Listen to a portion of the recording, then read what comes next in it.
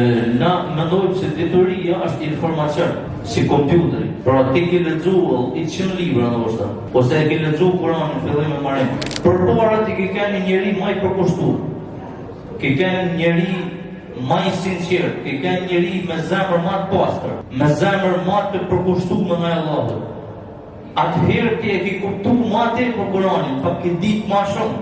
Në qoftë se ti fillon e largohesh prej rrugës të Kur'anit, edhe largohesh prej sinqeritetit dhe filloj të telash e tjera, do ta vëni re se ka mi u hupa dhe kuptimi. Është diçka shumë interesante që nuk shpjegohet me fjalë. Vetëm ndjehet. Prandaj dituria në fakt është në kraharor, dituria është në zemër, dituria nuk në tru. Se ti e din si informacion, po nuk mundesh me e bo, se nuk ta min me e bo. Ti e din si informacion, pra një ajet madhështor shumë, e din me e lexu.